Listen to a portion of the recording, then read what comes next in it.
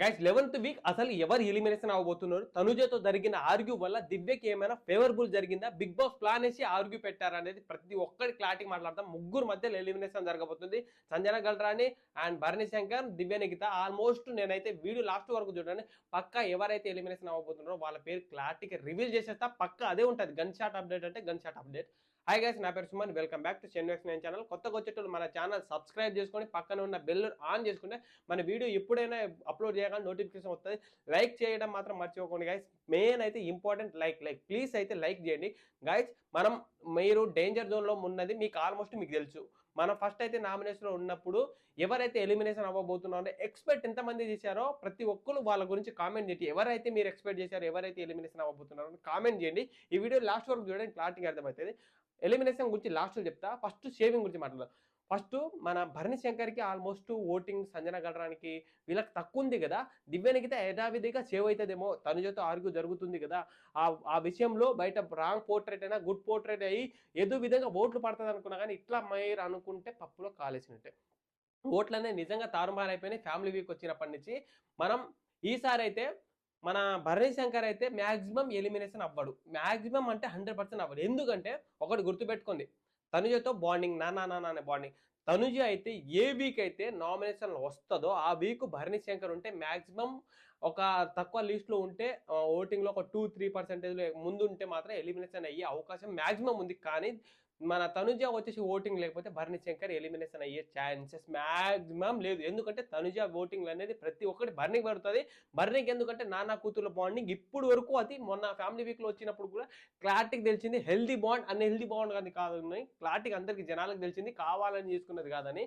ఆ బాండింగ్ వల్ల ఎలిమినేషన్ అయిపోయారనుకున్న వాళ్ళు ప్రతి ఒక్కరు నిజంగా ప్రతి ఒక్కరికి బుద్ధి చెప్పింది. వాళ్ళ డాటర్ వచ్చినప్పుడు క్లారిటీగా అనేది ఎక్స్ప్లెయిన్ చేసేసింది, మా ఫ్యామిలీలో ఉన్నట్టే ఇక్కడ ఉంటున్నామని. దాంతో బాగా గుడ్ న్యూస్ అయిపోయింది. నామినేషన్లో కూడా పాయింట్ అవుట్ చేసి మాట్లాడారు. పాయింట్లు ప్రతి ఒక్క పాయింట్ ఇమానియల్తో చేసిన ఆర్గ్యూ కూడా నాకు నెక్స్ట్ లెవెల్ అనిపించింది. ఇది కదా బర్నీ బాండ్, ఇది కదా బర్నీ గేమ్ అని అనిపించింది. అందుకే ఓట్లు ఆ నామినేషన్ పాయింట్ నుంచి అప్పటి నుంచి చాలా వరకు తారుమారాయి. బర్నీ Shankar maximum second place, third ఉంది. ఏంది మ్యాక్సిమం కింది బాటమ్ నుంచి థర్డ్ ఫోర్త్ ప్లేస్ ఉండే అవకాశం ఉంది. ఎలిమినేషన్ అవ్వే అంత ఎక్స్పెక్ట్ అయితే మీరు చేయకండి. నెక్స్ట్ సంజన గల్రాని. సంజన గల్రానికి కూడా మ్యాక్సిమం ఎలిమినేషన్ అవ్వడు. ఎందుకంటే తనకు స్టార్టింగ్ నుంచి ఓట్లు తెలుసు. తన గేమ్ అనేది చాలా వరకు ఫస్ట్ బిగ్ బాస్ హౌస్ని తారుమారు చేసి మార్చింది ఎవరంటే సంజన గల్రాని. సంజన గల్రా హెగ్ దొంగతనం చేయడం వల్ల బిగ్ బాస్ అల్లకొల్ల మొత్తం బజ్ క్రియేట్ చేసింది సంజన. ఆ ఫ్యాన్స్ ఫాలోయింగ్ ఇప్పుడు వరకు ఉంది. తనకి ఒక ఇన్ఫ్లుయెన్సర్ కాబట్టి, తనకు ఒక సెలబ్రిటీ కాబట్టి ఉత్తిగా ఓట్లు వేసినా సేవ్ అయ్యే అవకాశం ఉంది. ఈసారి ఎందుకో బాటమ్ 2కి వచ్చేసింది. మన దివ్య నిఖిత కంటే 1-2% ఉంది. సో తను కూడా మ్యాక్సిమం ఎలిమినేషన్ అయ్యే అవకాశం లేదు. మ్యాక్సిమం సంజన గల్రాని కూడా సేవ్ అయిపోతుంది ఫ్యామిలీ వీక్ వల్ల. ఇంకొకటి ఏంటంటే ఫ్యామిలీ వీక్లో చాలా వరకు తన ఎమోషనల్తో ఆడుకున్నారు. తన ఫ్యామిలీని రావద్దు, తన ఇది రావద్దు, లేకపోతే ప్రతి చిన్న విషయంలో ఫ్యామిలీ లీటర్ అయినా మన సంజన గల్రానికే బాగా ఇబ్బందికరంగా, బాగా అదే పప్పులు ఉడికిన ట్రోల్తో, అదే పప్పులు ఉడికిన బజ్తో, అదే మురిగిపోయిన దాంతోనే బిగ్ బాస్ కావాలని ఇబ్బంది పెట్టడం, ఫ్యామిలీ వీక్ రాదు అది అని చెప్పడం వల్ల, దానివల్ల సంజన గల్రాని మీద ఫ్యాన్స్కి బాగా కొంచెం వర్కౌట్ అయింది.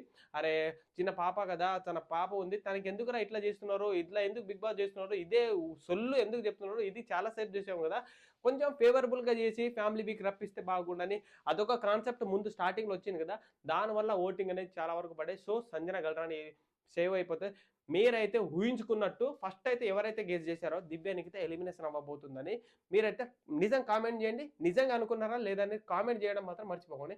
ఈ వీక్ అయితే మ్యాక్సిమం 100 కాదు 1000% దివ్య నిఖిత ఎలిమినేషన్ అవ్వబోతుంది. ఏమైనా తారుమారైతే మనం చెప్పలేం. కానీ బిగ్ బాస్ ఒక ప్లాన్ ఏంటంటే తనుజతో గొడవ పడితే ఏమైనా ఫేవరబుల్ జరిగి దివ్య నిఖిత బిగ్ బాస్ హౌస్లో ఉండొచ్చేమో అని అలా అంటే తనుజకు నెగిటివ్ చేసి మాట్లాడొచ్చు అనుకున్నారు. కానీ తనుజ వచ్చేసి మాట్లాడిన విధానం నచ్చింది.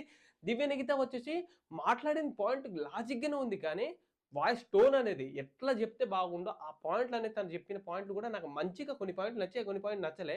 మంచి పాయింట్ చెప్పింది కానీ మాట్లాడే టోన్ అయిందో ఆ టోన్ వల్ల మైనస్ అయిపోయింది.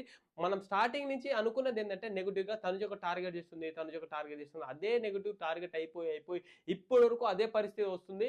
బాండింగ్లో ఫ్యామిలీ వీక్లో కూడా వాళ్ళ భరణి శంకర్ వాళ్ళ డాటర్ వచ్చి తనుజకు సపోర్ట్ చేసింది, మన మన దివ్య నిఖితకు సపోర్ట్ చేయలే, అదొకటి తెలిసింది కదా.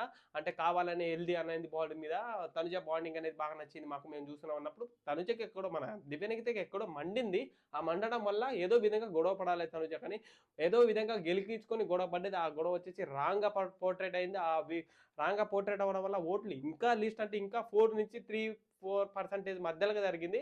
సో ఈ వీక్ అయితే నిజంగా మీరు ఆల్మోస్ట్ మీకు అప్డేట్ వచ్చిందో రాదులో మన ఛానల్ అయితే అప్లోడ్ చేసేస్తున్నా. ఎలిమినేషన్ వచ్చేసి దివ్య నిఖిత 100% అవ్వబోతుంది. సండే షూట్ అయితే ఈ నైట్ సాటర్డే 7 వరకు కంప్లీట్ అయిపోయింది. 7 వరకు కంప్లీట్ అయిపోతుంది. మాక్సిమం దివ్య నిఖితనే సింగిల్ ఎలిమినేషన్ ఉంటుంది అనుకుంటా. సింగిల్ ఎలిమినేషన్ ఉంటుంది మాక్సిమం. దివ్య నిఖిత ఎలిమినేషన్ మీరైతే బల్లగుడ్డి పెట్టుకోండి. ఎలిమినేషన్ అప్డేట్ రాగానే మన యూట్యూబ్ ఛానల్ అప్లోడ్ చేస్తా. సాటర్డే సంబంధించిన ఎపిసోడ్, సండేకి సంబంధించిన ఎపిసోడ్ ప్రతి ఒక్కటి గురించి తర్వాత నెక్స్ట్ 1 by 1 వీడియో వస్తూనే ఉంటుంది. అంతవరకు మన ఛానల్ సబ్స్క్రైబ్ చేసుకోండి. ఇంతవరకు చూసేటోళ్ళు ప్రతి ఒక్కరు మన ఛానల్కి thank you. First of all అయితే అందరు థ్యాంక్ యూ. సపోర్ట్ చేయండి, కొంచెం సపోర్ట్ చేస్తే నాకు కొంచెం హెల్దీగా ఉంటుంది. ఇంకా వీడియో చేయబుద్ది అయితే సపోర్ట్ చేయడం మాత్రం మర్చిపోకండి.